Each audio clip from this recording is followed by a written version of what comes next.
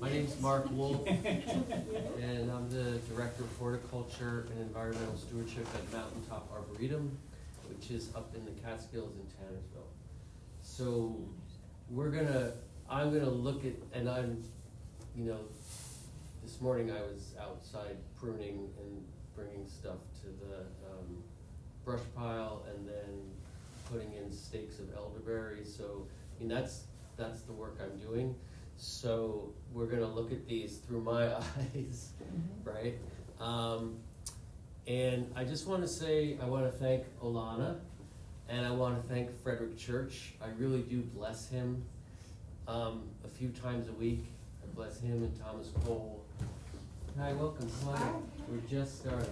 Hello. Have a seat. Right here? We're gonna get up and look at the paintings real soon. So I was just saying, I'm Director of Horticulture at Mountain Top Arboretum up in Tannersville and Catskills. So when Olana asked me to do this, I'm gonna look at them through what I know. We probably won't look at brushstrokes, but we'll look at plants, right, and see what story he's telling. But I was saying, I'm so thankful to the church and Thomas Cole and that group, because I feel that they were using their painting as sort of to spur an environmental movement. That's how I see their work. It's not the only way I see their work, but I feel like it's they were using the medium of their time to relate to the public in many of the paintings. I'm not going to say many of the paintings because I don't really know, but I have seen paintings that to me are saying to the public, this is what's going on, because with the Catskills at least, because he started coming here in the 40s, in the 1840s, when the Catskills was in the middle of being devastated. I'm very particular to Catskills, that's where I live and work. And so by 1860, all the hemlocks were taken, pretty much all the timber was gone, and the people weren't settling the Catskills until the 1790s. So in 50 years, it went from forest, primeval forest, to pretty much complete devastation. And it's grown up back since then. So when I look at the paintings that they're telling, I'm looking at what is the story? These are just studies. This one and this one are just studies, and we'll get to this one. And so what is he looking for? What view has he chosen? Maybe it's because it was pretty, but with these, I think there's a story that he's telling that because they're studies, he's going to use them later for larger canvases. Maybe he knows what it's going to be, maybe he doesn't. So with that, why don't we come on up? And what I kind of want to know first is see what's your favorite of the three. Because I had a favorite when Carolyn sent me paintings, and then when I came and looked at them, I had a different favorite. And I wonder if your favorite might change. And just a quick reminder, while we're getting close, don't get too close, no touching. But definitely feel free to get about an arm's length away from the works. When you said there was devastation, what was the devastation for? It was That like they were foresting? using the hemlocks for tanning leather. That was a huge industry business. Okay. So they would, I think they would actually ship the leather up ship the hides up, even from as far as South America, to the Catskills. Right. And there were tanneries in the Catskills. Oh. And they were taking the hemlocks down, and the hemlock bark is really heavy, rich in tannins. It's the best thing to cure leather. Right. And so not only were they cutting all the trees, well, the hemlocks, but then they were cutting all the other trees for timber. But they were also, all this tannins were going into the streams. So really acidifying the streams a lot. There was a lot of erosion. Was there a lot of farming in that time too? There was Catskills it's really tough to farm there. It's really tough to have a botanical garden there. So there was farming, but it's really small scale farming. And most of the farms were being abandoned by the late 1800s and then by the Depression. Did they use the hemlock wood They use the hemlock wood Construction. for construction, but oftentimes they just left the whole hemlock tree there and just took the bark. That was done. So you can stay here when you're done.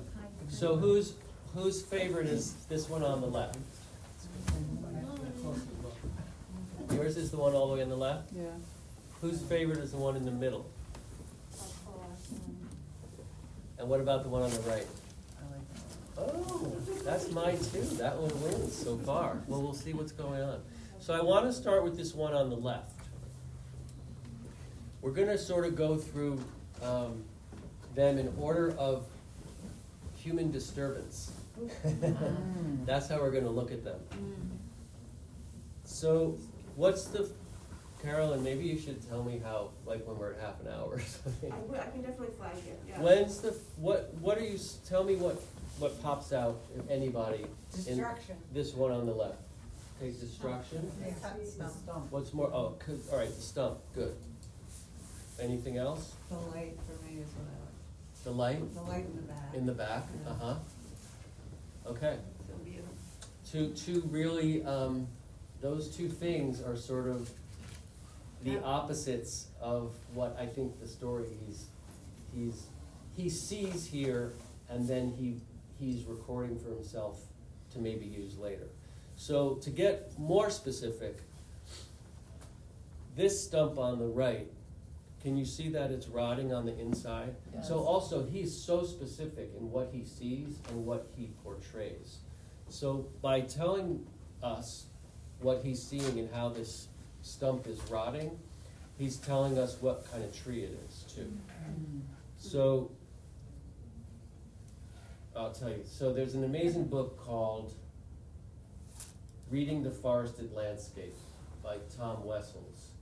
And he talks, in that book, he talks a lot about the stumps. The book is broken up into chapters, and one chapter will be a sketch of a forest scene, and then he will interpret that forest scene. And he talks a lot about stumps. But basically, beech, maple, birch, ash, they're gonna just rot uniformly and fairly quickly, like maybe in 25 years. The conifers, the softwoods like pine, spruce, hemlock, they rot from the outside in, because their heartwood, the center, is full of those, is full of like,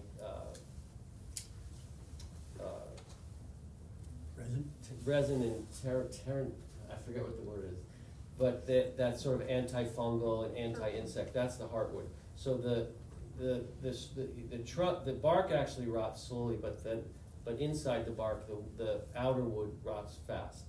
This tree is rotting from the inside out. That's chestnut and oak, and some locust, but I don't think you'd see locust here. So it's chestnut or oak rot this way. And then chestnut, these seem to be sprouting. These seem to be newer trees, chestnuts that came up after a disturbance. Oak may do that, but chestnut does it a lot. In fact, even though chestnuts were pretty much devastated by the blight around 1900, there are so few chestnuts left, but you still, hiking in the Catskills, you still find chestnuts sprouting. So I think then that this was a chestnut grove. Chestnut was really prized wood. It was a great building wood. It was light and it was soft and pliable, but at the same time it was really strong. So it was very prized for building.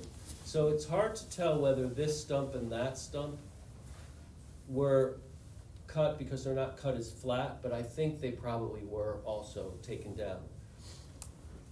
So, all right, so we have chestnuts in a chestnut grove. Then what I see is this tree here that's lying across. Was that cut or did that fall? Well, How do you know it fell? because there's roots. Yep, good, okay. So the roots are there. So again, when I was talking about how trees rot, hemlocks and spruce and pine, the what we call softwoods, but the conifers basically, they rot from the outside going in, and also their branches last forever, as long as that hardwood. And I can see here, there's a branch coming out of this one, there's a branch coming up here. So this would then either be a hemlock or a spruce that fell down. So and then these are these sprouts, and this, to me, they look like they're all leaning on each other. To me, that has a lot of emotion in it, and it reminds me, a lot of times trees in this remind me of a sculpture that Rodin did called The Burghers of Calais, which was, I don't know, like 6 or 7 men that their community was destroyed. And they're all kind of leaning and they're in mourning, and there's this group of them, and it's a very powerful sculpture, sculpted after this, so he didn't take it from that. Is that the one in the circle where they're like, kind of like following each other? I think, yeah, sort of. Or how it's been displayed, perhaps. I'm just trying to picture Yeah. which one that was. I think they're in From a Philly. line. I think they're in a line. Yeah. I think. Yeah, but it's more The deep, curved line. yeah. Yeah. So what seems to me is that this big hemlock fell. This is this has been there a long time. These little chestnuts sprouted up in the shade. These were taken later, and then either these got beaten up when the big chestnuts were taken down, either they just, got pushed around by all that disruption, or what often happens is, when these come down, the whole wind pattern changes, and trees really grow adapting to what kind of winds. So the kind of wood they're growing, they actually, there's a longer cell structure on this side and a stronger there's a stronger cell structure on this side and a longer one on this side as they grow on the prevailing winds. So when the winds change, things can really get bad for them. So this younger growth that had sprouted up, perhaps, I don't think these sprouted up when these were cut, because these seem to be older. And then we're looking so this is this devastation up front, right?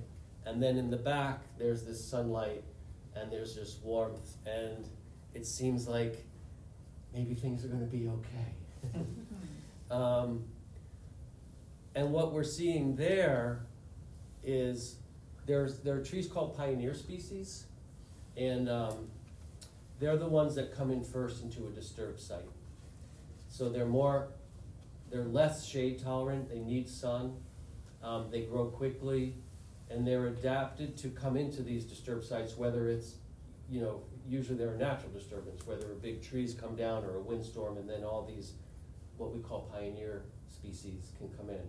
Like white pine is one, paper birch, gray birch, aspens, and that's what we're seeing at the edge here. This looks like a white pine to me, this small one that came up probably when this area was cleared back there. Whether that was cut at the same time or later, I don't know. And then we're seeing there's these white, those probably are paper birch. They could be gray birch, but some kind of birch back there. And then these look like they could be aspens or gray birch is very similar to paper birch. It's just a smaller tree, it grows faster, it doesn't live as long, but you almost can't tell the difference unless you really know what to look for. So there's growth back there, and there's regeneration and hope, I would say. Then there's also these leaves here, and these leaves here, and these leaves here, which to me look like maple. It could be red maple. There's also, people know striped maple. It's one of my favorite trees. It's a maple, but it's also called goosefoot maple because its leaves aren't a typical maple leaf. They're more like a goosefoot footprint. and they have big wide leaves, and they're very common up in Maine. Oh, so these two were painted in Maine on both sides. And then, what time of year do you think this might be? Spring? I'm seeing coloring here. Early fall. So I'm seeing like very late summer. That's what I think. Or early, I think these are red maples that are starting to just color up, and the Catskills that color up like mid-August, late August. Yeah. And then, what time of day do we think it is? Where's the sun coming from? You might have to come up and look again. Fern, come on, you gotta come up and look at these. It's all right, it's all right. The sun's coming from here. Can you see that? And I think it's morning. I think it's kind of low. It's lighting up this stump.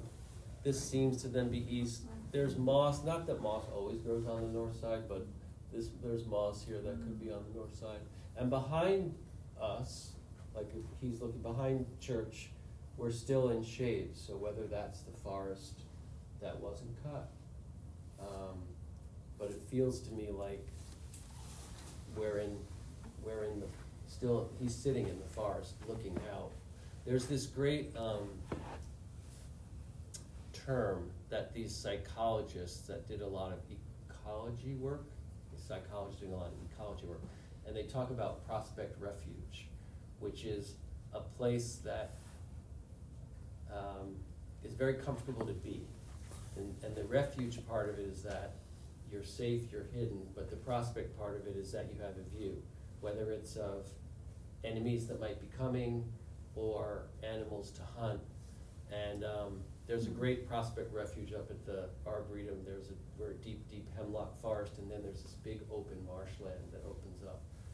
And I think both of these, I think church likes them. Most humans instinctively like that, to be at the edge, to feel protected, not seen, and then, but the openness, so that you have a perspective in. And there's a bit of that going on here.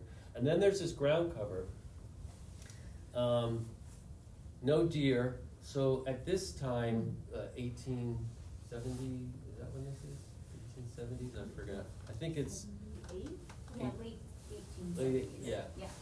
So I was reading, I think by like 1890, like the deer population had been gone down like 95% from what it had been. So deer browsing at this, and there are records, I haven't read these records, but people told me they read records of ecologists walking around in 1900. Nobody records a deer, not one single deer is recorded, because they were all, I mean, deer, we thought they were almost going to go extinct. Now they're really devastating the ecosystem because of overgrazing and eating so many tree saplings. But anyway, but we're not seeing deer predation here. We're seeing kind of a healthy ground cover. And there's one plant, maybe Paul can look at it later. There's this little plant here that to me looks like a plant that's common in the Catskills. It's not native, but it's naturalized, which means it was a garden plant that escaped. It's not invasive yet. It could never be invasive. It might be invasive at some point, but we say it's naturalized. And that's foxglove, yellow foxglove.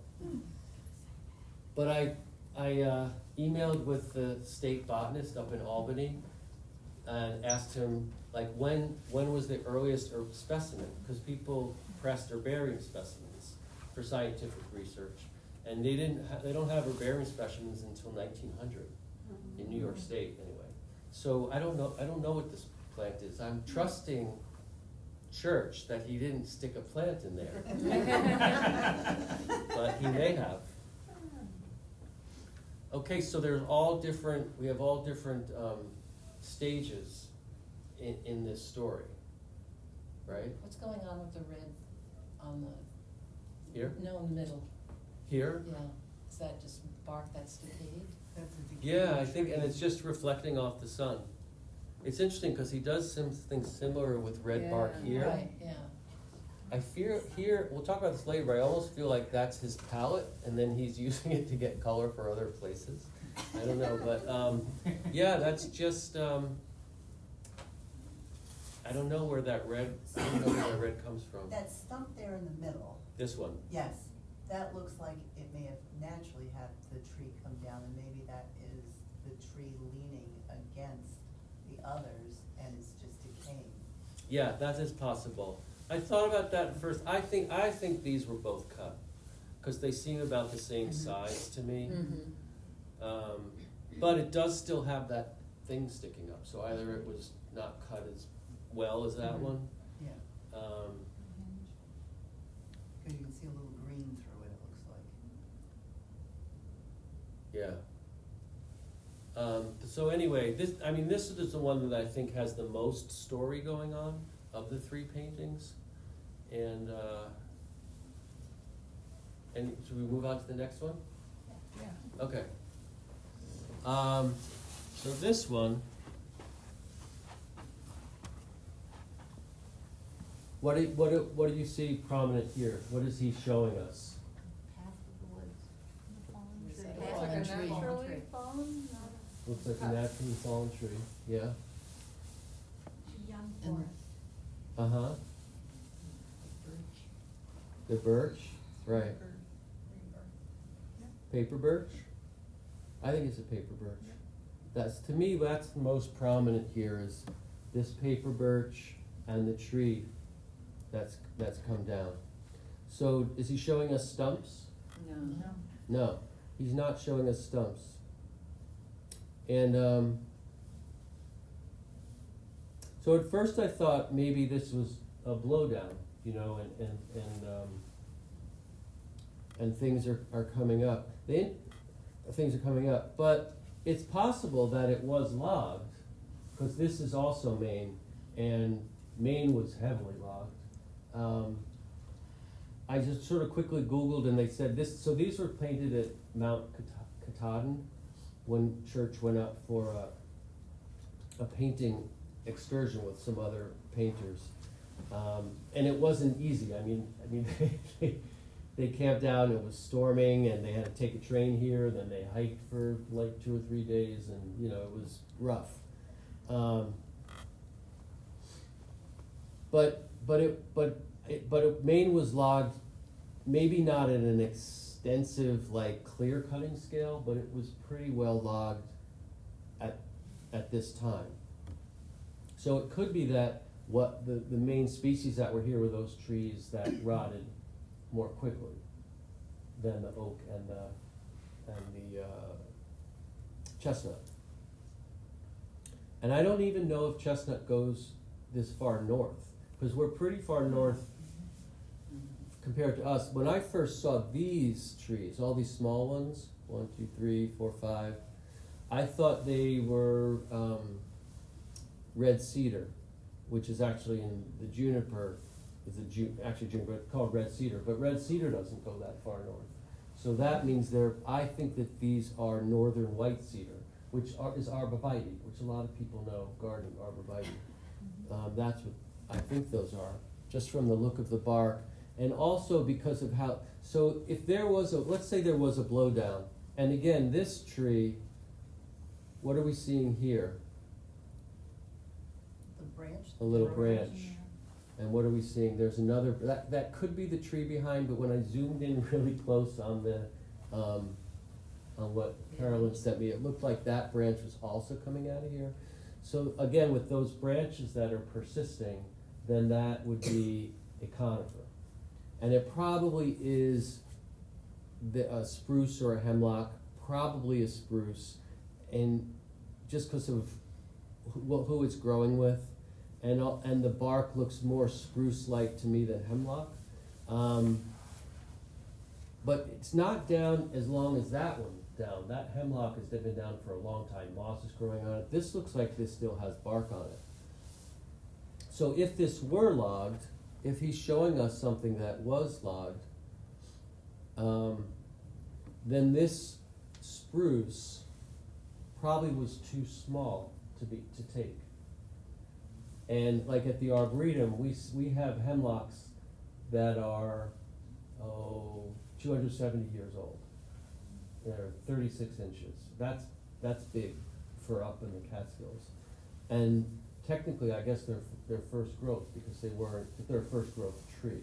Because when they took all the hemlocks and then all the other trees, they left the ones that weren't financially viable. So those are still there. They're now 250, 70 years old. So they might have left this. So it was too small. Now it got big enough, and then it fell over and created a space where the birch could come up and these arborvitae could come up. Birch grow a lot faster. I'm not really good at how big is a tree and how old it is. Every tree is so different, and every environment is so different. Right. Trees down here grow so much faster than they do up on the mountain because your spring comes 3 weeks earlier down here, and your winter comes 3 weeks later. So you have like 6 weeks more growing time here, and also the soil's so much richer. So there's a big difference in how fast trees grow. Fern, you had a question. Well, that's what it felt like to me. It was like a nutrient poor area, or maybe a thin soil area, so it had the larger growth, and then as it changed, that, you know, it wasn't sustainable for it, and then it's a higher altitude too, so you'd be getting a lot of wind pressure. Yeah, from here. I think this is towards the bottom of Mount Katahdin, but still that area is would be very windy, because I think I'm seeing a faint mountain in the back. But yeah, probably poor, thin soils there. And so I think the birch and these northern white cedar are probably the same age. Northern white cedar just is a much slower growing tree. And it looks like in the back here, these are also trees that were left, because they're quite large, and they seem to me to look like cedars too, and not the spruce. So those may have come up in time. What I'm seeing is patches of clearing. Like, I think there's clearing, there are trees in the back, and I'm seeing clearing back there. So if this was logged, I think it was logged just for small things. It doesn't feel clear cut to me. There's also this nice curve here in this one.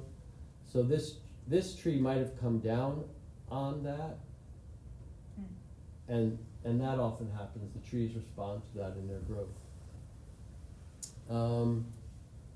Also a very rich ground cover here. Not seeing deer browse. And not that he would show me like plants that got eaten, but it's rich. I think we have a plant, I guess you probably have to call it hobblebush, that we have up there. It can be a big shrub, but it could be a smaller shrub too. That's what I think could be in here, or wild sarsaparilla. They're like,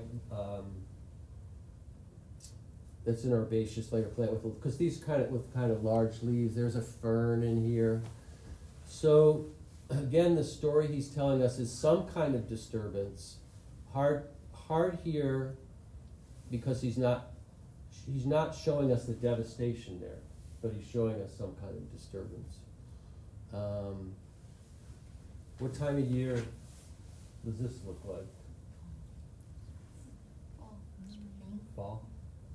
Spring?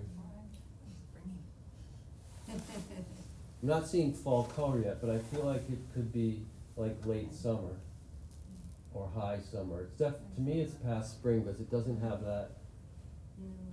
that verdant green. Do we know what time you took the trip to Katahdin? Oh yeah, I forget, but we do know. Yeah. Do you remember? It was September, yeah. September? September? The trip that, yeah, it was in September, Yeah. early September. Well, that definitely makes sense with that one, though, starting to color up. And this, yeah, I might have said higher summer, but September feels right too. The summer, still late summer, yeah. That's beautiful. Any other people see anything else in here? Okay, now everybody has to come up and look at the middle one. You have to come up and look again. And we're 30. We're at what? 30. Okay. Oh, that's a bird. And tell me what's different. It's very, very dark, Uh-huh. with patches of light. The light's coming Patches of from light, here. yeah. And we have our first animal. The deep light. Uh-huh. Yeah. Light. What about disturbance? None. Yeah. It's how it is meant to be. Is that like a different tree right there? Yeah, that's one tree. Where would you have found a virgin forest? Yeah, that's a good question. Right here. Oh, yeah. What kind of tree would that?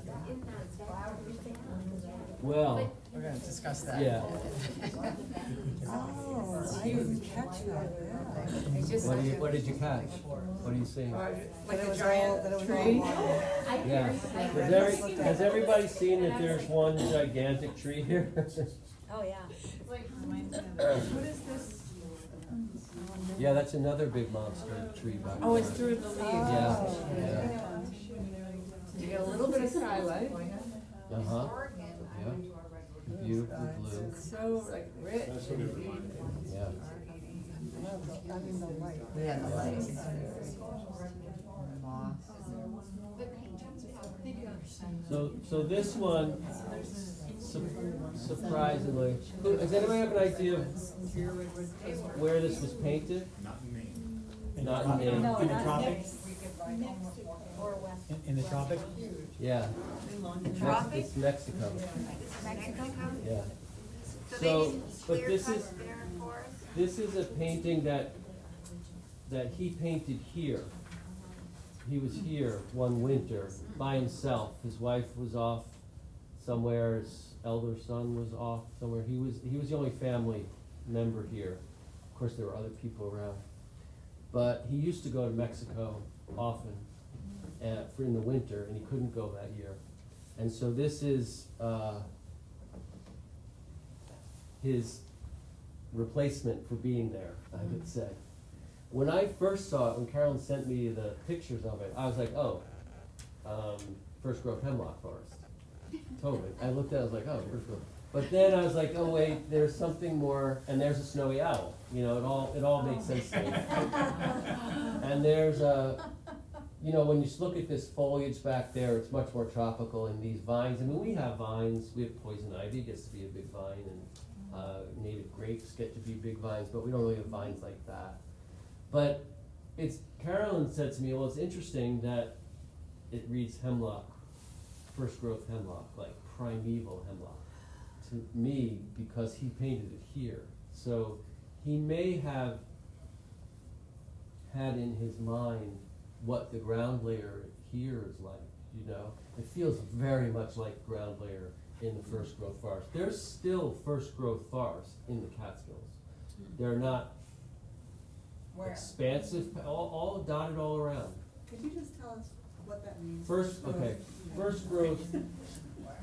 growth basically means it's a forest that has not been disturbed. Different people have different definitions.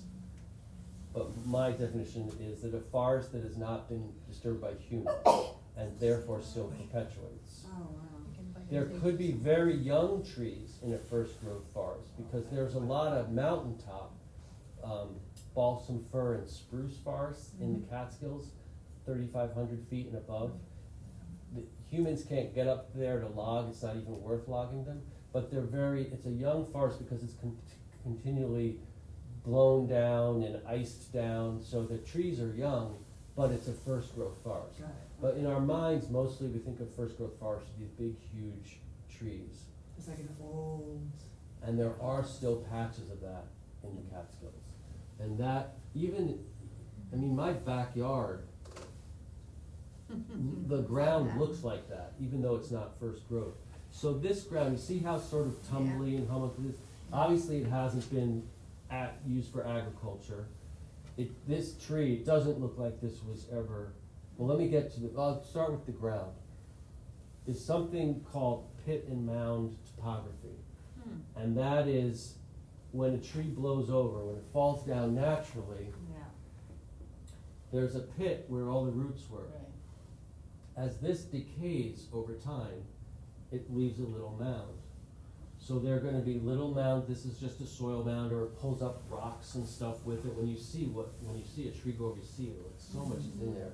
And as that decays over time, it forms a little rise in the soil, and then there's a pit next to it. And Wessel's in his book, Reading the Forested Landscape, does talk a lot about that too. And in my backyard in the forest, in the Catskills, there's very pit and mound, it feels very much like this. This feels very home to me, this landscape. But here, it looks more like it's just the big roots. So there's a tree that I've actually visited that there's literature that Carolyn sent me that we think this tree could be modeled on, and it's called El Tule. It's near Oaxaca. It's in the state of Oaxaca, but it's near the city of Oaxaca. And it's 37.5 feet wide now. So that tree that you see in there, They, is that's one tree? that's one tree from there to there. Okay. And Church hadn't visited that tree yet, but he certainly knew about it, and he certainly saw photographs about it. I mean, when I was going to Oaxaca, people told me about it. So he was in Oaxaca. He spent winters in Oaxaca, so I know he knew about that tree. It's famous. It's in a churchyard, and the church is like this small, and the tree is like, it's enormous and it's beautiful. And So there, it's not in a forest? It's in that one's not in the forest, but Yeah. if he put that one in the forest, or he put it in like a hemlock. I don't know, it's hard to know. So if that's the size of that tree, those are all baby trees? Like that's also the same tree, the family of trees? It's not necessarily all the same species. Okay. This one looks different to me. To me, this looks like manzanita, but I don't know if manzanitas grow in that kind of shade, but when I was down there, it's a very red barked tree. But this El Tule is the common name is Montezuma bulb cypress. It's in the taxodium, it's the taxodium genus. So it's a cypress. And like, he hadn't been visited yet, but maybe he saw pictures of it and he's starting one. He did do sketches of that tree. He did visit El Tule or Del Tule later, but not when he painted this. But yes, there are smaller trees there too. That's very indicative of a first growth forest, not disturbed by humans. All these trees here and this one, they're all the same size, right? Yeah. But the birch is different. All these chestnuts that were left over, they're all the same size, although they may have just come up when that tree came down and decided. But these, they're all different age trees with some really big old trees, and that kind of pit and mound, undisturbed, that is very indicative of the first growth. It looks like an impossible place to set up an easel. Yeah. Maybe that's why he painted it from memory. And there's that beautiful bird in there. And you think They that's an can't- owl? What's that? They can't find, he was here when he painted this, but they don't think it was something that he saw Around here. here? Well, he called it Mexican, The name of it. he called it a Mexican And forest. there is a quote that I can't quote it directly, but, that he's wrote, I believe, was it to his daughter Downey, perhaps? I don't remember, saying that he was doing this painting, thinking about his time spent in Mexico. So, and I think, Mark, to your point about him kind of creating this composite of things, that's very common for his work. Drawing from places he had been and things he's observed, Right. and fashioning them together in one composition, which brings you back to the question you had, did he just supplant a flower in the bottom of it? Right. Right. But these seem more like studies, yeah. Yeah. So, observing, so I don't know what that flower is, but here, this may be more of a finished piece, because he was doing it in the studio. It's not a quick study like these, so he would have brought more things into play from different, Was he known to be like super accurate about every detail, the accuracy of plants and? I don't know, but he's definitely accurate in that and in this. He's really accurate. I mean, there's so much that But he he's wasn't- telling me in what he's observing. He was known for like eliminating industry, like in a scene. So if you, so if there was a mill or something that you could see in the distance, you didn't see the mill, it was trees. Hmm. Oh, interesting. But then sometimes he kept them in for the story. Yeah. So also what I'm seeing here is, well, we didn't talk about the shade yet, but you people mentioned the shade. This is deep, dense shade. These little trees up front are not doing well because there's not enough shade. They're waiting for a blowdown to happen, or this tree, I forget now, it's like, they said it was 1,500 to 3,500 years old, Del Tule, that one, that's 37 and a half feet wide. So I don't know when that's gonna come down. But these trees are waiting, well, they've died, but they haven't died from a problem with moisture, it seems, because look how verdant and green and rich and lush this is. It's just from the shade. It's interesting that painting it from memory, but it's still, he's painting so specifically these small, dying, struggling trees. You know, the perspective is confusing to me though too, because the bird looks like it's sort of farther away and it's tiny, but then you have this tree, so it's hard to tell like how much the perspective is supposed to be. I think the perspective's really difficult, because we have no idea how big this tree is. Right. Yeah. Yeah. Is it at night? I think it's, With the light coming in there Isn't from the that right. sun On a coming in? cloudy- there's blue sky up here. On I a Yeah, cloudy blue sky. day, the think moon there's coming blue through? sky. It's definitely blue. And then this looks to There's me sunlight. like there's suns coming in through here. As I was really looking at them, it looks like the sun may be coming a little higher because it's hitting Yeah. the tops of these leaves. Mhm. But then I was thinking, well, it's not a study. You know, the light here is much more consistent. And this one, again, it's from memory, so he's not being as clear in his observations. And I like, come The and sun look hitting at, that. some point, come and look at every single color in this tree here that he used. It almost has the look of a campfire. Yeah, It does. yeah. You said something about a snowy owl? Well, I, like, in my mind, when that was a hemlock forest, like, what's the white tree? It's not gonna be like a crane or something flying through there, but it could, snowy owls came to mind. Yeah, I It don't looks think like a it, water bird, doesn't Those it? egrets. Somehow? it could be, yeah. On a different note, what's the story with the frames? How old Oh, are the yeah. frames? Maggie? Is that the frame you selected? Yeah, I can talk a little bit about the frames, just from the perspective of the curator of the collections.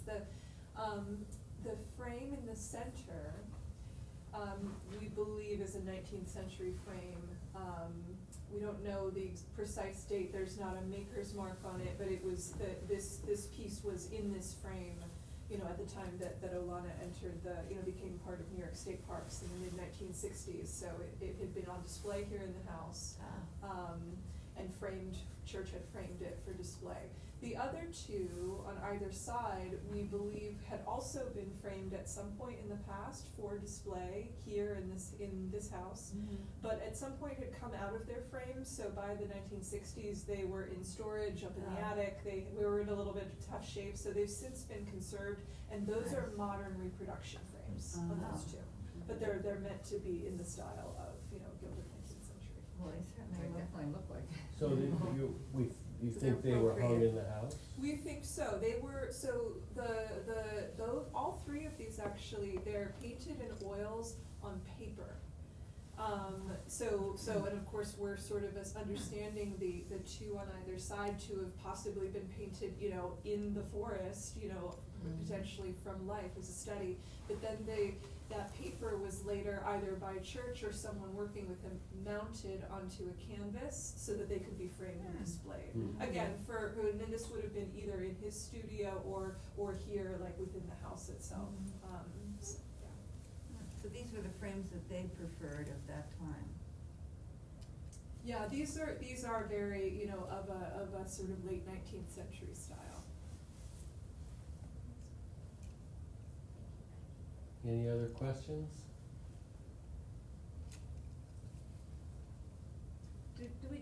When did photos become, like, when would he have been able to look at photos of a tree somewhere else? Like, I don't know my history, you know? Yeah, 1870s, like what, I mean. Yeah, I mean, I'm just, without going too much into it, we know that, photography had been sort of available, and Okay. certainly we know that Church was collecting, he was an avid, acquirer of photographic prints, which he really started building that collection probably in the early 1860s. Okay. And so he Yeah. had, After the Civil War, thousands yeah. and thousands of photographs that he Okay. was collecting and either, sort of considering for their artistic value or possibly for sort of visual inspiration value. Okay.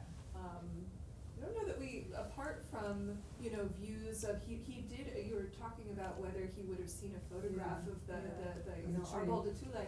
And it's a little hard to say. We do know that he had a portfolio of photographs that had been taken by a French photographer in the 1860s, Desiré Charnay, who had visited, sort of ancient ruins in Mexico and had photographed this tree. And so it's Oh. likely that he saw those, or he had those photographs even Okay. before he saw the tree.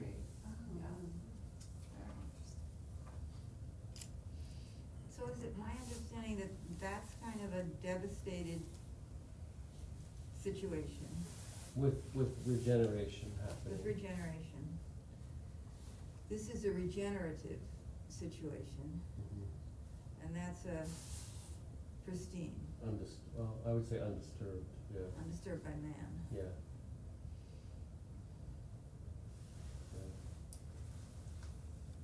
It's really a treat to see the three paintings next to each other, because, not just because of the different stages of forest, but also just the different techniques he used in the field as opposed to in his studio. The brushwork is so different between those two field paintings and the one in the middle. But yet they all do convey that specificity that he was so known for, even though they're completely different techniques. If you look at the strokes in those other two paintings, really beautiful. Do we know, how closely in time these were painted with each other? Well, I think the two Katahdin ones were Were painted on the very same close. trip. And then those were late 1870s, and I think this is 1891. Okay, so there was a gap. Yeah. And what about, I was thinking when I saw the title of this, that it might have been about his stewardship of this land. So was this land was just clear cut, like it was typical of the time? Yeah, there were, well, and correct me if I'm, because you know more, but, Did he have any, can we tell They from these had- paintings any feelings he had towards stewardship of the land? I feel, to me, that there's a lot of feeling in that Yeah. painting. Oh. A lot of mourning in that painting. This one feels more observed to me, with less, I would say appreciated. appreciated, yeah. And then this one is just, I mean, there's density and peace and quiet and Don't find and foreboding spoiled. or? I think it is foreboding too, yeah. Except for the bird. But No yeah, man. the bird's there, the blue Yeah. sky's there, the sun's coming in. Man, it's not really Yeah. welcoming to man, it's not flat, there's no Right. trails.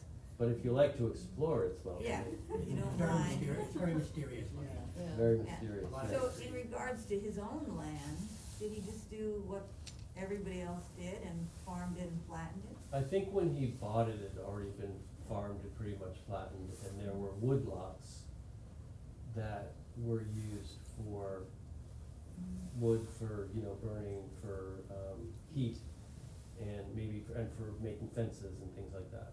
And then what he started doing was, so supposedly the first native plant garden in the country was 1888. that can be argued. Jens Jensen out in Chicago planted what he called the American Garden, which was the first time, like, he's like, these native plants, American plants are amazing, we should be using these. Church before that, I mean, this wasn't a public garden then, and I don't know if he was gardening with all native plants, but he was restoring with native trees, lots of different species of native trees, to this, native to here, onto this land. And that would be the wooded area you walk down to 9G through? I'm not sure which areas were, but I know he planted thousands, right, thousands of native trees here in between 1860 and 1900, when that was like not something people were doing. Yeah, because you can't help but notice when you walk up the invasives on this property now. So is it something that you guys are working to eradicate the invasives? Well, I don't work here. Restore? Well, you have somebody who works there. I might come volunteer a couple of days, maybe. We have plans to start doing some remediation here. Okay, but it hasn't really been a focus yet. First focus for, I only started a job here 2 months ago, but one of my And they're not first gone yet? 2 months. So as you know, remediation is never done. So, Which invasives are you referring to, like what are? oh, there's lots here. Paramedical. You name it, it's here. So buckthorn and, the good thing is I haven't found any knotweed yet, so that's good. That's. Yeah, but we have bittersweet, we have, rose and multiflora, we have, burning bush everywhere in the Burning forest. bush, Yeah, it's yes. terrible. But the thing that our first thing that we're gonna try to work on is getting the Phragmites out of the pond. It's been tried before, they flooded it, they actually raised the level of the pond, to try to get rid of it. Wait, what's Yeah, that? it works initially Okay. because you cut and raise it, and that drowns out. The Phragmites needs to breathe, it needs the tubes to breathe through, so if you cut it below the water line, it'll drown. But it also rhizomes out, so if it reaches the shore and also leaves out, it will breathe and the rhizomes will get the oxygen they need. So if you cut and raise the water surface, the level, it will kill out the Phragmites. But it's not just a one-time thing. You have to keep coming back and working on it. That's So- a toughie. So hopefully we're going to start work on that and then remediate it with native species, cattails, which there are some there, and other aquatic species that might grow in the littoral of a pond. So, Well, I've hardly seen cattails anymore, so that would be really nice when I can come up here and visit cattails. yeah, that would be nice, right? But there are some actually at the pond. Yeah, we have. There's some there. I've already harvested some of the seed there, Sweet. so We have hopefully, some- I we have some went arboretums. down You on Which can- arboretum is seed that? collecting down in, Which down in arboretum? Tannersville. Cattsburg yesterday. Tannersville. Yeah, so collecting different ecotypes of cattail, so. And I want you to hopefully- come to ID the cattails in our pond, Oh. because I don't know what they are. Do you know what they are? I hope it, I opened up a Pandora's box because I always thought that angustifolia, which is one of the species that grows here, is native, and it's not, according to, well, that's still under contention. But it seems like, if you go to Ramshorn across the river, and it's got a beautiful cattail wetland, it's just covered in, but it's the species that is under contention. What's That the may not be contention? native, that it may have been introduced by white settlers or accidentally. Or it may be panboreal, which means it might actually go from Europe over the north into Canada and then reach down to here. So, but it's not known. In fact, I was just recently talking to texting with a taxonomist who, he's been trying to get some of his doctoral students to work on Typha, which is a genus of cattail, to try to get someone to make sense of what's going on. So, it's still under contention. I'm just using latifolia, which we know is native, so that's gonna be what we're gonna try to work into the pond now. Great. So, we'll see. Sounds like a big job. Good luck. It's gonna be a good job. Is this painting smaller than the others, than the one on the right? It was- Bigger, smaller. To me, this one looks a little wider Yeah. than that one. In height. Height, they seem about they seem about the same. This one might be a little higher. Can't tell. Fabulous. Anybody's favorite painting change? Yeah. Yeah. Yeah, I went more for the side one, just to me, it looks like, The center one? yeah, because, you know, my conservation range, so to me, it looks like the bird's the watcher and it's protected and it's where we don't belong, and where we haven't been, and where we haven't been impacted it, and it's still like the strength of the forest. Yeah. And it's like, almost like a fence defending itself against the penetration of man. Mm. It almost Well- has like a Lord of the Rings look to it, doesn't it? Yeah. I keep going back and Like forth berries, between the one on the right flowers. and the one. Who else's favorite one changed? I love the sky though, and That little that blue, sky that is color? so, Yeah, it's so the pinks beautiful. and that's such a Whoever great said Lord of the color. Rings down there, I thought it was like hot home. The breathing plants. That's the kind of landscape where I just get a little worried about bear, like stumbling upon a bear den. Not that they would come after you, but if you stumbled upon them, they might. Yeah, the What little did you Glen call- is more forendly seeming Yeah, than Yes. it is. forest. Definitely. And did Yeah. you call it pit and hill? Pit and mound. Pit and mountain. It's also, it's also called pillow and something. It's just, it's just a, Local name, yeah, just to describe the Yeah. topography. Could you give us the name of the book again? that you were- oh yeah, it's, I actually brought it. It's Tom Wessel's book. And it's called Reading the Forested Landscape. And since we're talking about books, there's another book called The Forest Unseen, which is an incredible book. So what he does is, he starts a chapter with a sketch of some kind of disturbance or non-disturbance. And then the chapter sort of talks you through what he sees. And these sketches are either from photographs or real, they're from a real situation. What's the title of the book again? Reading the Forested Landscape. Oh. Yeah, Can I see the cover? yeah. It's a really great We book. don't need big It's pictures. not in the museum shop. And I don't know and then there's also a field guide companion to it, but that's the one you wanna get, this one, so, or get both, I have both. There's a field guide companion. And then the other really amazing book is called, The Forest Unseen, and I forget that writer's name, do you know that book? No. And it's this, Duke professor at the forestry school, no, not Duke, he's a professor in a forestry school in Tennessee, and he goes up into the mountain. It's a modern book, got shortlisted for the Pulitzer. I mean, he's a scientist, but he's a really good writer. And he goes back to this 1 square meter once a week through the whole year. Oh, wow. And he talks about what's going on in that 1 square meter, And what's that one called? The Forest Unseen. Oh, mhm. And that, it's That was a really good book. There's one chapter about a wasp that lays an egg inside the caterpillar, and then the eggs come out, and the way he describes it, it's like a horror movie. It's like a screenplay for a horror movie. He's a really beautiful descriptive writer, yeah. So, He's British, I think, is he? I don't know, I mean, he teaches in Tennessee, but I don't know if he's Yeah. English or British. Thank you so much. Thank you, everybody. Thank you.